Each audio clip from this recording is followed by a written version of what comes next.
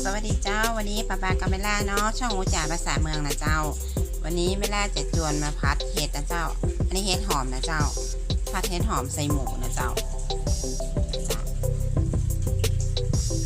ในส่วนผสมของเรานะเจ้ามีเห็ดหอมเนาะจากเห็ดหอมแล้วก็มีหมูเอาหั่นเป็นชิ้นนะเจ้าอันนี้มีหอมจีนนะเจ้าหอมจีนแล้วก็มีน้ำมันพืชเนาะอันนี้ซีอิ๊วขาวนะเจ้าแล้วก็น้ำมันหอยน้ำตาลกระทรายเนี่ยนะเจ้าแล้วก็ต้นหอมปลากระพือนะเจ้า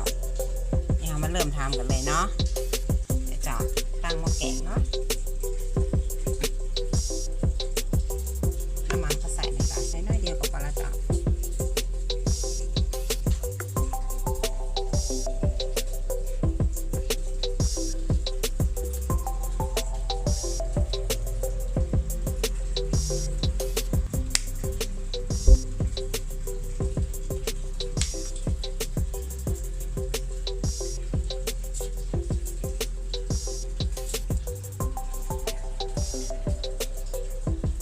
น้ำมันร้อนนะครับก็เอาหอมจีนใส่นะจ๊ะ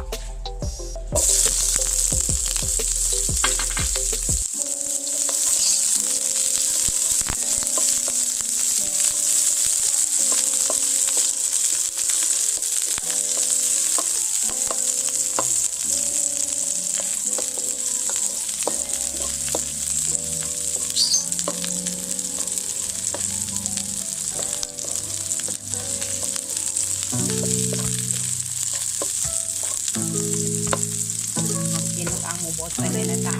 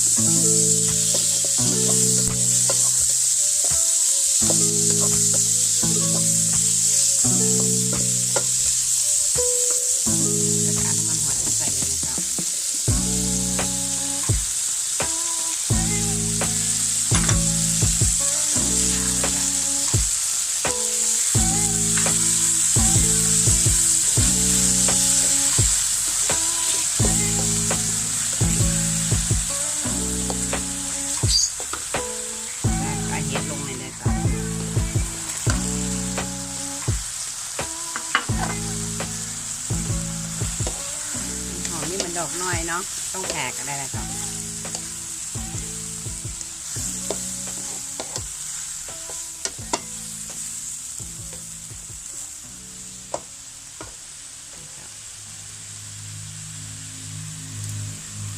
เติมน้ำให้น้อยก็ได้จ้ะ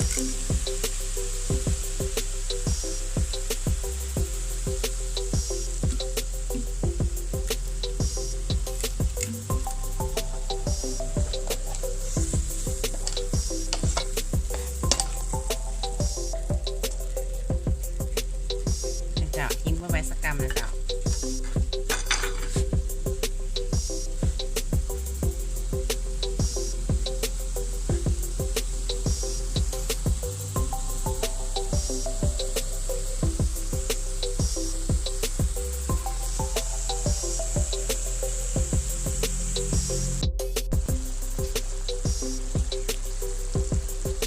อันนี้ผัดเห็ดเขาขอซุปแล้วนะจ๊ะเอาน้ำตาลทรายใส่เลยนะจ๊ะ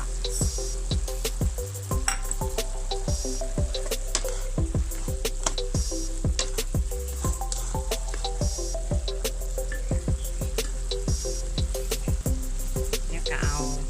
เลยจ้ะกำปืนต้นหอมนะจ๊ะใส่ไปเลย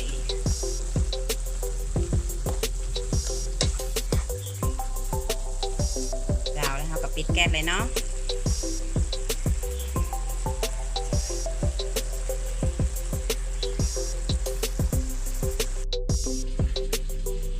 อันนี้ก็พร้อมเสิร์ฟแล้วนะเจ้าผัดเห็ดหอมเนาะใส่หมูชิ้นนะเจ้าง่ายๆเจ้าใครสนใจก็ไปทำนะเจ้าสำหรับคลิปนี้เวลาไปก่อนเนาะขอบ ป้ากันไว้คลิปหน้านะเจ้าสวัสดีนะเจ้า